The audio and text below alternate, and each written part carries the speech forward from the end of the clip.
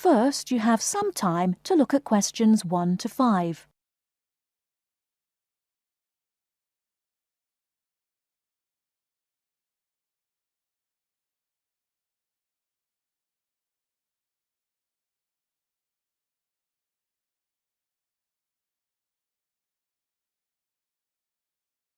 Now we shall begin.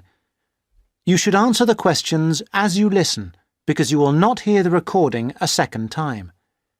Listen carefully and answer questions 1 to 5. Hi, I wonder if you could help me. I'm starting a course at Glenfield in a few weeks. I was just a bit worried about what facilities there will be and what I'll have to do. I'm especially interested in health and welfare stuff. Certainly. We normally send out a copy of our leaflet, Staying Healthy at Glenfield. I'm not sure why you haven't had it. Well, could you answer a few questions for me? Firstly, I'm wondering about how I get a doctor when I arrive. Well, you can register with the University Health Centre on North Campus. And do I have to pay for that? Not to register, but if you have to get medicines, there's a prescription charge of £6.50. Okay. Well, I'm not planning to get ill. That's only going to arise if I have any problems. So, should I just go along when I arrive? That's what we recommend for peace of mind, but it's not compulsory, and if you don't live inside the catchment area, you can't in fact register there. Where do you live? Well, at the moment I'm staying at the Backpackers Hostel in Hill Street, but I will be moving from there shortly, somewhere nearer. Well, there's a map at the centre which shows you the area that the university practice can accept people from. It's what we call the yellow zone. If you live outside that area, you have to find another medical centre to register with. It sounds like I'll only qualify after I move. I think you might be right. Then, in addition to the health centre, there's a free counselling service for all students situated on the North Campus. You don't have to register. They also have drop-in sessions. I say it's free, but that's only for up to 8 sessions. Beyond that, they normally refer people elsewhere. Sounds serious. Well, it's not just for big problems. People go there for advice on housing, workload, whatever, really. They can even arrange financial help. Is it confidential? Absolutely. Then again, a lot of students prefer to phone the Nightline service, which is run from an office on the central campus. They don't really encourage people to drop in. I see. So it's basically a free phone line. The number, if you want to make a note, is 0900 762 5913. I'll say it again. 0900 762 5913. Fine. Well, I hope I won't need any of these. What I will want is access to some gym facilities. Right.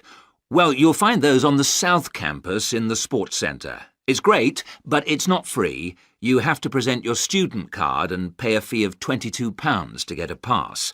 But that will last you for the whole year. Before you hear the rest of the conversation, you have some time to look at questions 6 to 10.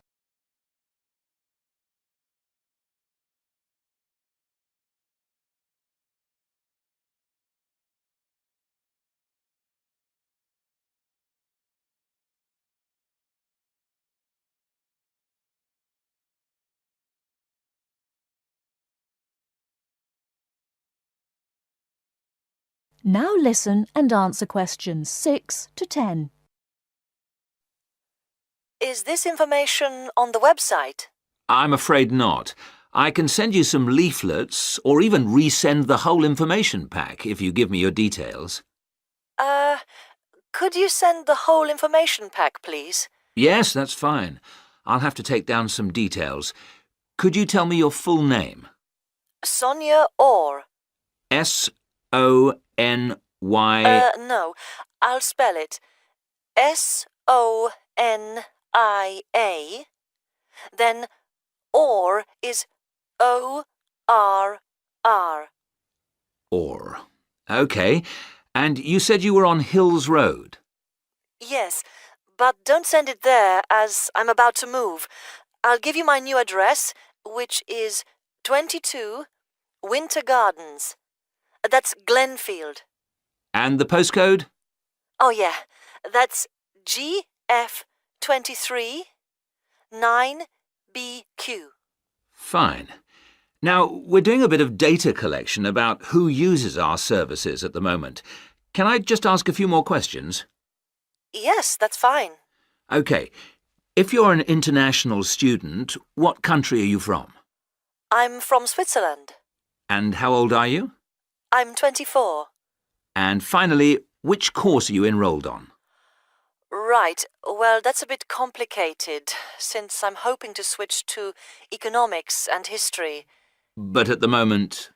I'm down to do economics and sociology. It's a joint degree. OK, I'll put that. Great. Well, I'll pop the information pack in the post, and you should get it soon. That is the end of part 1. You now have half a minute to check your answers.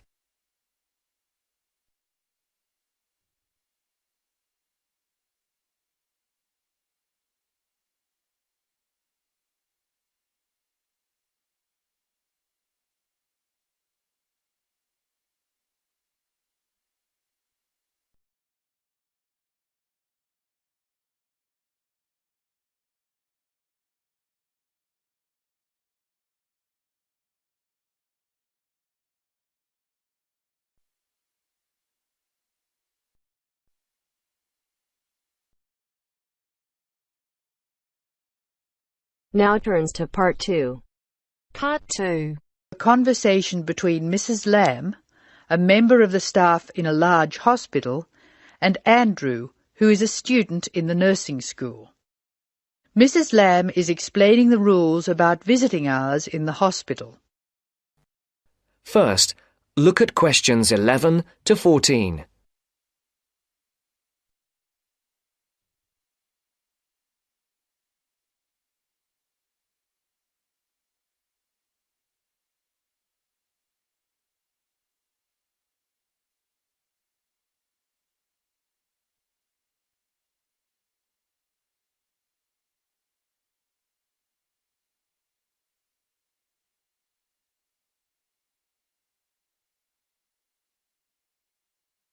Listen carefully. Hello, Andrew.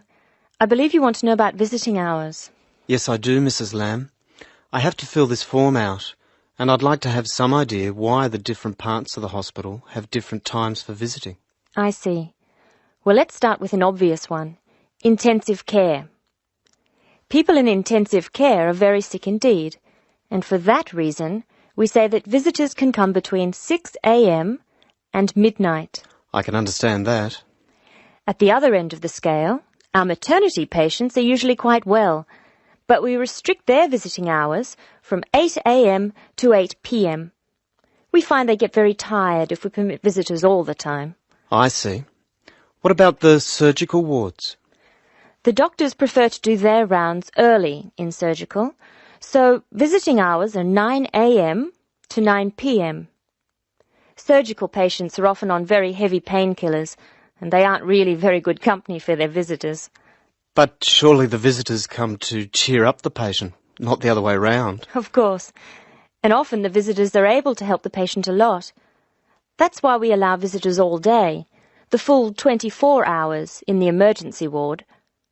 They help comfort the patient while they're waiting to be diagnosed. Of course, it's not just everyone who can visit a sick patient. People in intensive care can only be visited by their immediate family.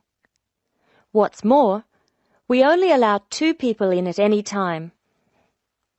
We let children of the immediate family in to visit people in intensive care, but we don't like to do it. It's very hard on the children, and it may distress the patient. However, if the patient asks for the child, and the family agrees, that's okay. What about children in maternity? Of course we let them in. They're very pleased to see their mothers. The rule in maternity is everyone may visit, up to 6 people at a time. The maternity ward is quite sociable after all. The surgical ward must be different. It is indeed.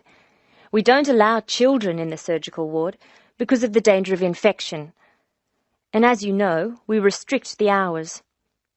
There are a lot of procedures which must be carried out on surgical patients, and we only let 2 visitors come in at a time. And in emergency, people are allowed to visit all the time? Oh yes, we rely on patients' relatives to be there for them, and we permit everyone to visit the emergency department at all hours. However, we restrict it to 3 visitors for each patient. Otherwise, the room just gets totally crowded. Before the broadcast continues, look at questions 15 to 20.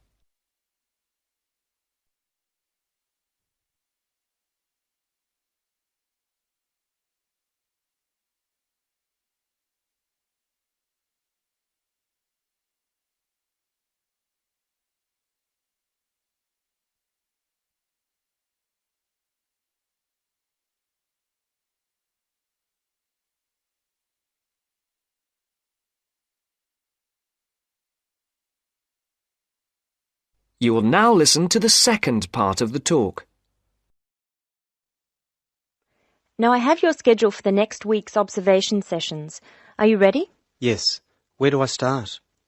On Monday, you'll be in male surgical in the morning and in female surgical in the afternoon. You'll be following Dr. Shea on her rounds. Thank you. And on Tuesday? On Tuesday, you'll be with Dr. Thomas in the morning and Dr. Robertson in the afternoon. No, that can't be right. You're with Dr. Thomas in the afternoon and Dr. Robertson in the morning. Do I ever get to see Dr. Kim? Yes, you'll be with Dr. Kim on Thursday and Friday. She'll take you through the children's ward and through our new teenage ward for 12 to 15-year-olds. Great. I've read a lot about that new ward. Will I see the schoolroom? Maybe another time. And what will I do on Wednesday? On Wednesday, you'll join the other students for lectures. You'll be in the Redmore lecture room between 8 and 10 a.m. and later between 2 and 3 p.m. Thank you. Do you know how big my class is? The intake this term is 200 first-year students. I'm pleased to say about 1/3 are men, which is good.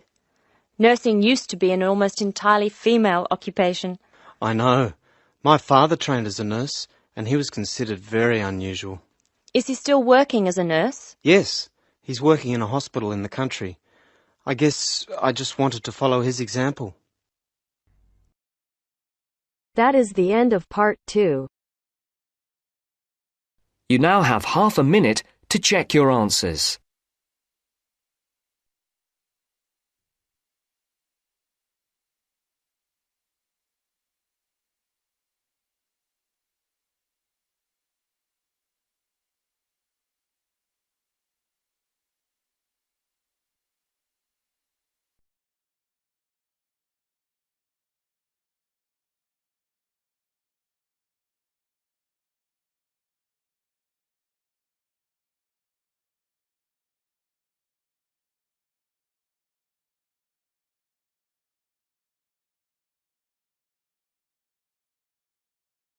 Methods course.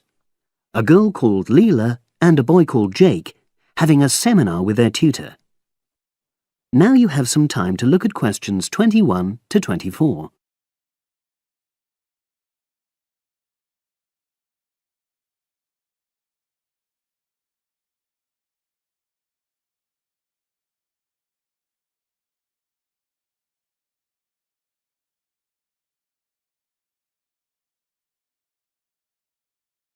Now listen and answer questions 21 to 24. So the task I gave you both was to choose an article about a small-scale research project. Yes. You were then required to try to reproduce the research procedures in your own context, i.e. try it out for yourselves. Yeah, and that's what we've done. Great. So I'd like you to tell me a bit about the article and why you chose it. Well, the article's written by 2 university lecturers who had started using crosswords to help their students revise terminology for exams. And the crosswords were designed and set on computers. And we selected the article because, well, it seemed an accessible topic, even though we weren't familiar with the technique. You know, using IT to design crosswords for higher education. That's a good reason. So these lecturers wanted to see how well this innovation was received by their students. Yes. So how did you go about reproducing the research? Well, we drew up a list of terms from one of our own modules and designed a crossword for revising these terms. Then we asked our classmates to try out the crossword and give us feedback, their opinions on how they felt about using the technique. Was it easy to find participants? It wasn't easy at first, but then we convinced them that by taking part in the research, they were actually benefiting themselves by preparing for an exam which is coming up later this term. And it worked. Good. So how did you find out what the students thought about doing the crosswords? A questionnaire. The original article used a 2-page long questionnaire. There were lots of excellent questions on it, but the whole section on difficulties using IT is now obsolete. Old-fashioned even though it had only been written a couple of years ago. So you designed a shorter version? Yeah. Then we sent it to the 40 students by email and got 28 replies. I was taken aback by the fact that everybody we talked to thought this was a good return. I mean, the responses were well written. People had taken a lot of care, but I was really disappointed with the low numbers. Yes, an important lesson to learn for an apprentice researcher. Yeah. Now you have some time to look at questions 25 to 30.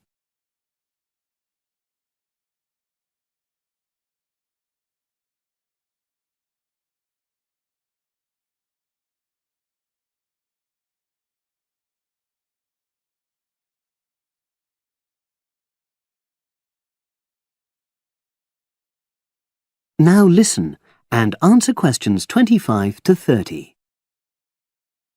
So what results did you get? Well, basically, the responses were extremely positive. The students said that doing the crossword on a computer helped them really focus on the work in hand and not be distracted, which is something that commonly happens with other ways of doing revision. Yeah, that was really clear. But something that struck me was that having fun hardly featured in their responses, nor did anything to do with spelling of hard words, which I thought would be an obvious benefit. No? Okay. Respondents also said that doing the crossword hadn't really increased their general motivation to study, but that it had highlighted the gaps in their memory so they knew what further work was necessary. Right. So how did your findings tally with those of the original researchers? There were lots of similarities, but... There were probably 2 main differences. We found that more males than females liked the technique, whereas the original study found the reverse. Also, our respondents said they wouldn't mind doing a crossword as a final official exam, whereas in the original study, students said they would hate doing it even if it meant having a shorter test. But of course, both sets of respondents said they'd be interested in doing more crosswords for informal purposes, revision, and so forth. Right. So let's have a think about the whole project and what you've learned from doing it. Well, it was very time-consuming. Yeah, and I don't think we managed that aspect very well. It could have been worse. I mean, we didn't have a lot of data, so we didn't have to spend ages processing it. And of course, we'd already done a course on numerical data processing, so there wasn't much new there. Yeah, that's true. Anyway, I think we designed our questions well so that they gave us manageable data. Yeah, it really helped having the original study to guide us, as it were. And that helped us to see what a good research instrument is. What a good questionnaire should be like. Absolutely. We got a lot from that. But when we were writing up the project, I'm not sure whether we'll know how to acknowledge the work of the original study. Our referencing. No, that's something we'll both have to work on in the future. Actually, that part's been great. finding ways to share and support another person. That's the real plus from the project, learning ways to do that. Well, it's obviously been very successful. That is the end of part 3.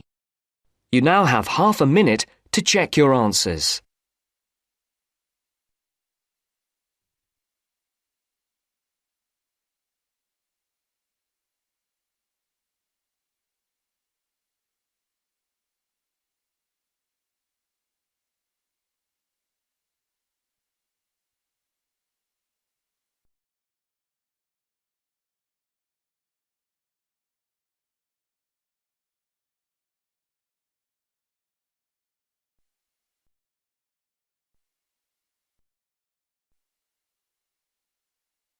Now turns to part 4. Part 4.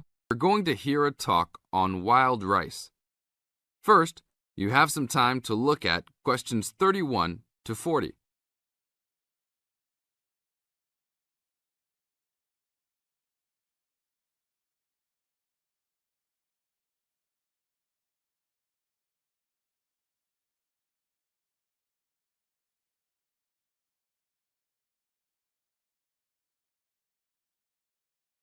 Now listen to the tape and answer the questions. Good morning. Today we'd like to talk about wild rice. Contrary to what many people believe, wild rice is not rice at all, but a grass. Much of it sold in the world today is not even wild, but rather cultivated varieties that do not occur naturally. Wild rice is really an annual aquatic seed found mostly in the upper freshwater lakes of Canada, Michigan, Wisconsin, and Minnesota in North America. Indians gathered wild rice before any explorers set foot on the North American continent. Early explorers were greatly impressed with the strength and hardiness of the woodland Indians, and attributed their vitality to their ample servings of wild rice. Wild rice can grow in water as shallow as 3 or 4 feet along marshes and muddy waters. A tall plant, it grows to a height of 8 to 10 feet, with a long flower cluster that reminds one of a narrow broom. The grains in their husks on the tall stalk look somewhat like oats. Truly wild rice is a challenging crop to grow, even today. It's very susceptible to failure due to weather conditions. If a heavy windstorm comes along just before harvesting, the seeds can be blown into the water, ruining an entire crop. Harvesting at just the right time becomes a matter of beating the birds to it, since wild rice is considered a delicacy by many birds living in the area. Other challenges include insects, disease, poor drainage, and high waters. If the grains are too green, they are difficult to thresh or beat out of their husks. If left on the plant too long, even a few days too long, they fall off the plant into the water.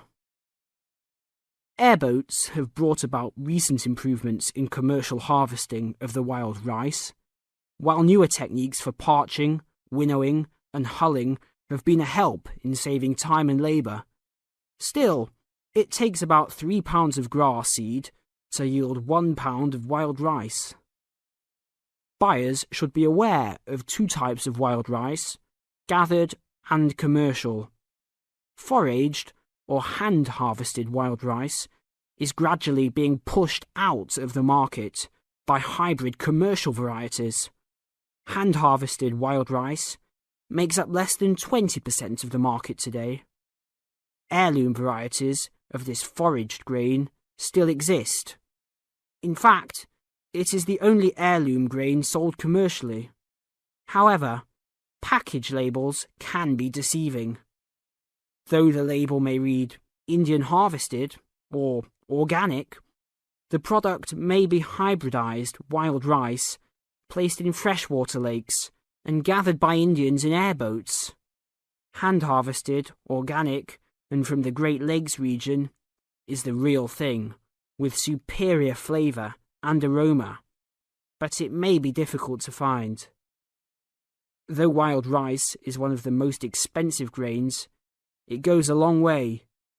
Some say that 1 pound of the grain can feed 30 people. To compensate for its high cost, try combining wild rice, half and half, with brown rice. For a truly colourful presentation, try 1/3 of each: white rice, brown rice, and wild rice. That is the end of part 4. You now have half a minute to check your answers.